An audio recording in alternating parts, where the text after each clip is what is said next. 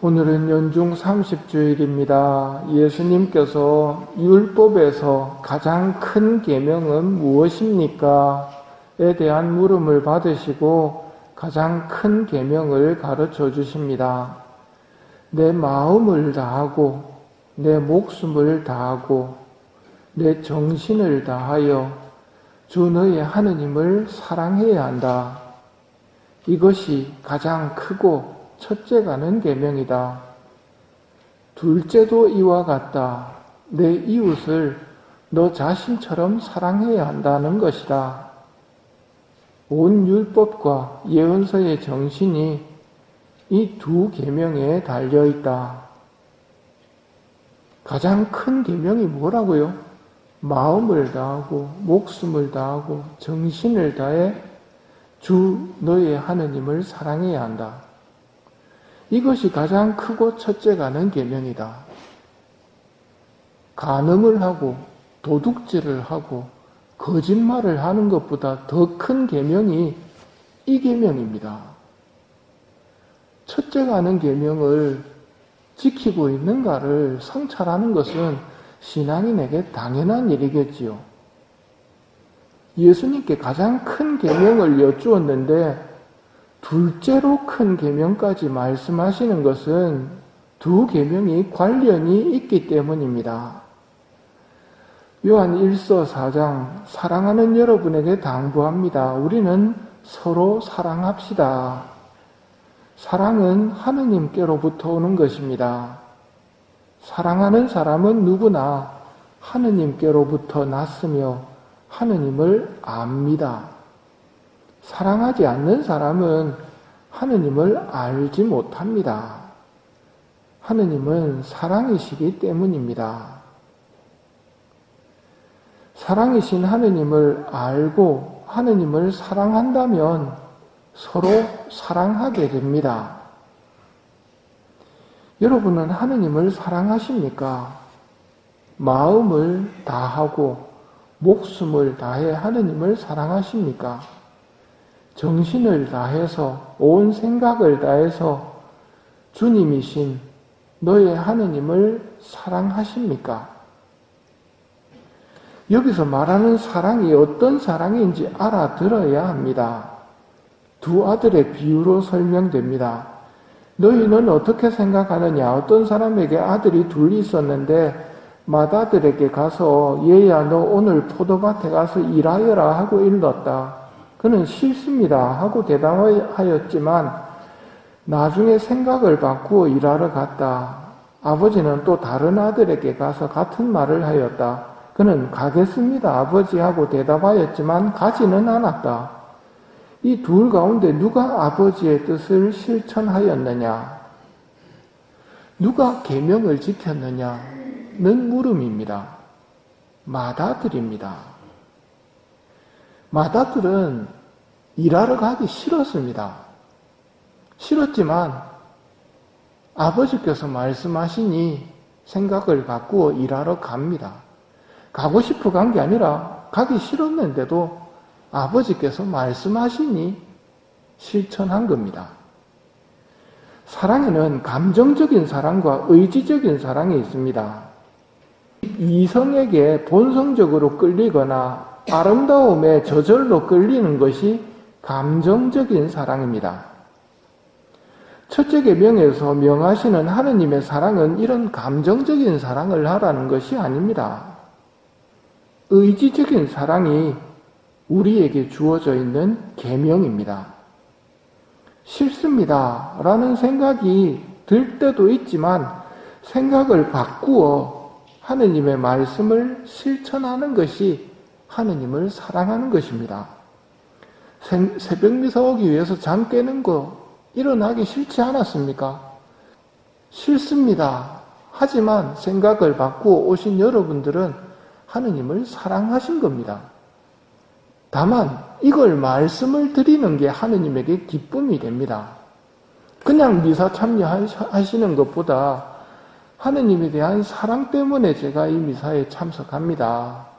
하느님을 사랑하기 위해서 이 미사를 봉헌합니다.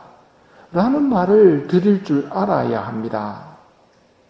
다른 계명들도 마찬가지입니다. 부모에게 효도하라는 계명도 저절로 부모님에 대한 효심이 우러나서 하는 효도가 아니라 때로는 하기 싫은 생각이 들 때도, 그런 유혹이 다가올 때에도 생각을 바꾸어 의지적으로 효도하는 것이 하느님께서 원하시는 모습입니다.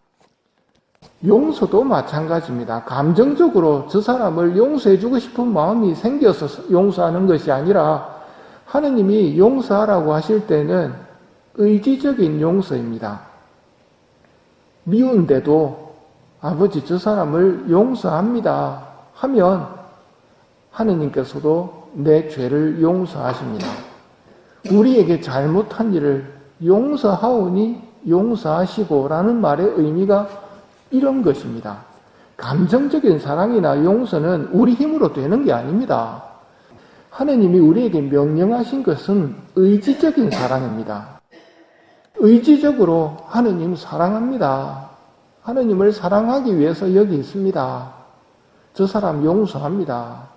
라고 말씀드리는 것.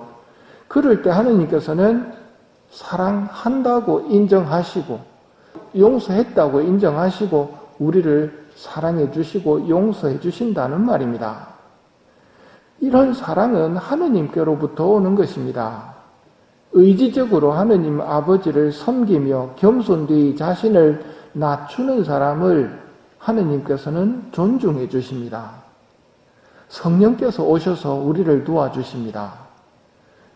꺼져 있는 내 마음에 사랑의 불을 붙여주십니다.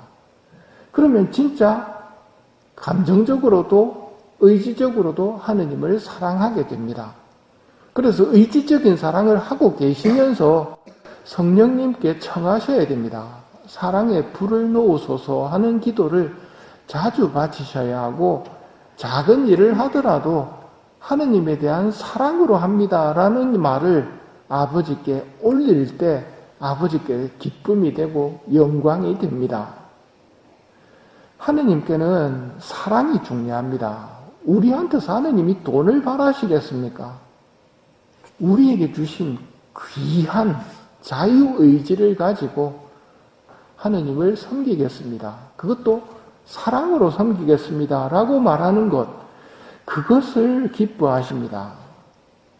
그래서 가장 중요한 것은 하느님에게 사랑입니다. 이걸 꿰뚫어 본 바오로 사도도 말씀하시죠. 여러분은 더 큰 은사를 열심히 구하십시오. 내가 이제 여러분에게 더욱 뛰어난 길을 보여주겠습니다. 내가 인간의 여러 언어와 천사의 언어로 말한다 하더라도 나에게 사랑이 없으면 나는 요란한 징이나 소란한 꽹과리에 지나지 않습니다. 내가 예언하는 능력이 있고 모든 신비와 모든 지식을 깨닫고 산을 옮길 만한 완전한 믿음이 있다 하더라도 사랑이 없으면 나는 아무것도 아닙니다. 사랑이 없으면 나는 아무것도 아닙니다. 라는 말은 과장이 아닙니다. 하느님은 나에게서 사랑을 원하십니다. 하느님에 대한 사랑으로 이방인, 과부, 고아, 가난한 사람들에게 자비를 베풀면 하느님께서는 당신에게 해준 것으로 받아들이십니다. 우리가 받을 최후 심판의 내용이 이것입니다. 내가 진실로 너희에게 말한다. 너희가 내 형제들인 이 가장 작은 이들 가운데 한 사람에게 해준 것이 바로 나에게 해준 것이다. 이렇게 심판의 내용을 미리 알려주시는 것은 하늘에 보물을 쌓으라고 미리 가르쳐 주시는 것입니다. 첫째 계명이 잘 안 된다는 말은 하느님을 잘 모른다는 말입니다. 첫째 계명이 아예 안 된다는 말은 아예 하느님을 모른다는 말입니다. 성당을 아무리 오래 다녀도 신학적 지식은 쌓일지 모르겠지만 사랑은 별개의 문제입니다. 여러분, 하느님을 사랑하십니까? 사랑하지 않는다는 말은 하느님을 모른다는 말입니다. 머리로만 하느님을 알고 있는 것입니다. 이게 정말 심각한 겁니다. 소경이었던 이가 바쳤던 기도, 주님 다시 보게 해 주십시오 라는 기도를 바쳐야 됩니다. 여러분은 하나님을 모르기 때문에 하나님을 사랑하지 못하는 겁니다. 그분의 아름다우심과 그분의 선하심을 안다면 감정적인 사랑도 충분히 가능합니다.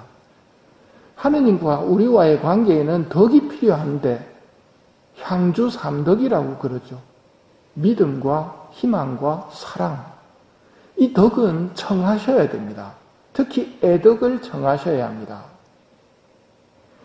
의지적인 사랑은 우리가 할 수 있는 사랑입니다. 여러분들은 할 수 있는 분들입니다. 우리의 의지를 발휘하여 사랑과 용서를 실천함으로써 하느님께 기쁨을 드리는 사람이 되는 은총을 청하도록 합시다.